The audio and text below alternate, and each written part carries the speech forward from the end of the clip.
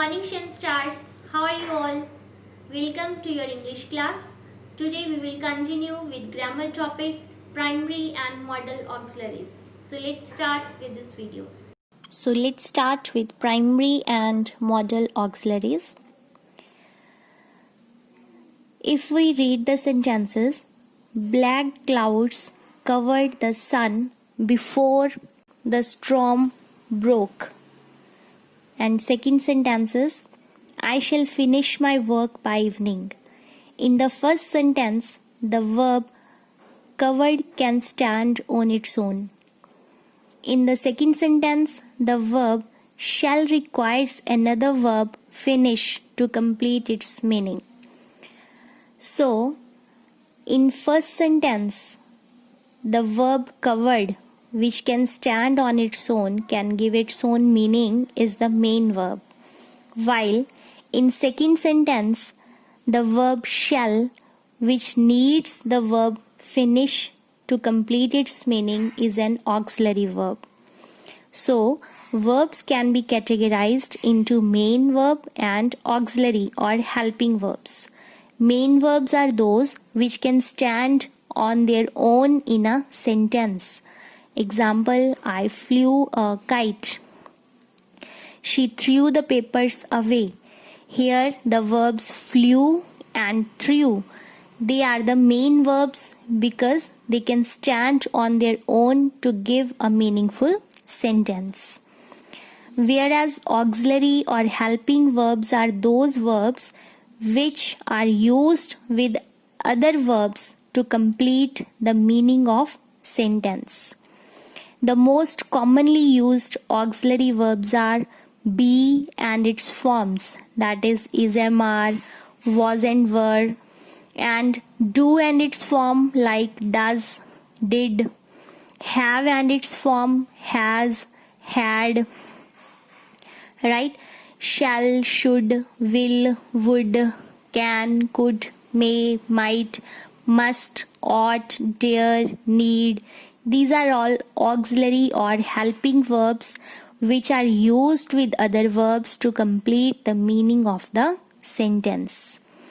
I should play the drama. Here play is the verb which is used with should. Should is the auxiliary verb which requires the usage of play also in the sentence to give a proper meaning. I will see a doctor. Will is the helping verb and see is the main verb. Will cannot give its own meaning in the sentence. It needs the another verb see to be used to give a meaningful sentence. Next is about the primary auxiliaries.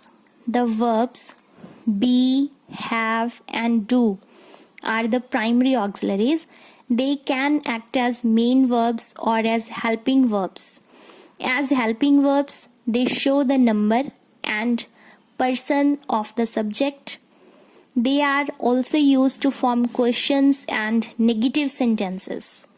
Example, the teachers are busy finalizing the syllabus for next year. Here, are is the helping verb. The countries have signed a part to reduce carbon dioxide emission. Again, have is the helping verb. I do yoga to keep myself fit. Here, do is acting as the main verb. The verb be, that is, am, are, was, were, is used to show a state of being. It forms the present and the past continuous tense. The verb do, that is, do, does, did, is used to emphasize, ask a question, form negatives in the simple present and the simple past tenses. The verb have, that is, have, has, had, they are used to show that an action has already been completed. It forms the present perfect and the past perfect tenses. It also indicates ownership, possession of anything. Example, Anita is a teacher. Here is acts as a main verb, indicates the state of Anita as a teacher. She is correcting the answer sheets of her students. Here is acting as the helping verb and correcting is the main verb. Is a helping verb. It indicates tense and shows the number and person of the pronoun she. She has rupees 5,000 in the bank. Here has is indicating ownership. Do you know the way to the bank? It is forming a question in present tense. So this is all about primary auxiliaries. Next is about the modal auxiliaries. Modal auxiliaries or modals are auxiliary verbs that give additional information about the function of the main verbs that follow them.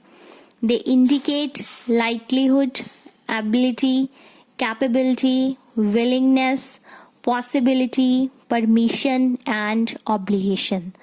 Right? So this table is showing different modal auxiliaries that are used, and what they indicate, that is also shown in this table. First modal is can. Can indicates ability, possibility, suggestion, or permission. I can point. The river can overflow. You can try this. Yes, you can use my phone. Right? So here can is indicating ability, possibility, suggestion, and permission. Could, ability, I could jog for an hour when I was young.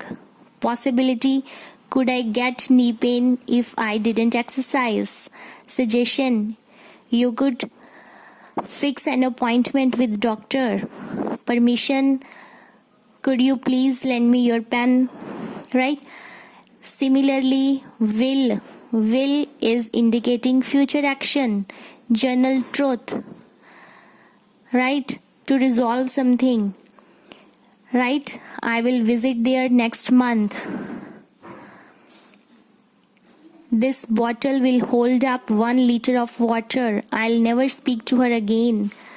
So these are the modal auxiliaries which give some additional information about the function of the main verb that follow them. Right? Similarly, would is indicating future action also, future possibility also, past habit also, preference also, and to express a wish also.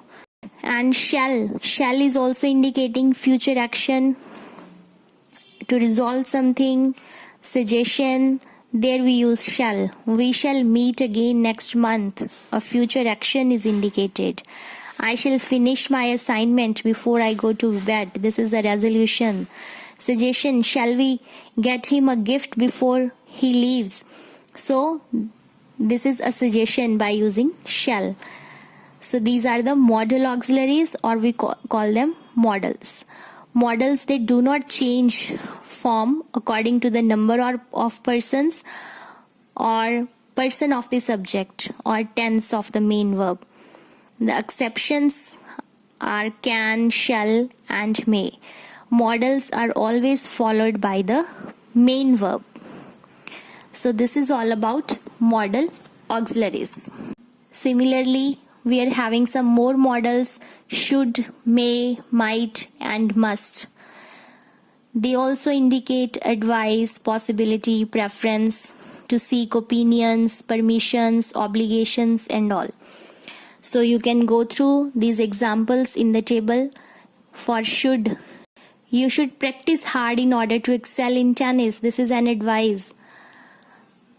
Are you ready? The taxi should be here in a minute. This is probability. Preference, I should like to take a break. Seek opinion, what should I do about this project? Obligation, you should be wearing a seat belt. Similarly, may, possibility, and permission. May I leave now? This is a formal permission. It may rain today. That is a possibility. Might is also a modal which is indicating possibility, suggestion, or conditions. I might not be able to come to your party. You might visit the palace during your visit. I might come with you, but I have an appointment. Right? So these are conditions. Then must, obligation, you must sign a contract with us. Prohibition, you must not enter this hall. Strong possibility, she can come here and fall asleep immediately. She must be very tired. She came here and fell asleep immediately. She must be very tired. This is a strong possibility that she was very tired. She must be tired. That is why she fell asleep immediately. Strong recommendation, you must exercise for an hour every day. Deduction, the ground is wet. It must have rained at night. So this is something we are guessing on the basis of evidence. So there also we use must. So this is all about primary auxiliaries. So this was all about primary and modal auxiliaries. In our next video, we will discuss about the next topic, that is adverbs. If you have any doubt, you can drop on Google Class. Take care all of you. Thank you, Shin Stars.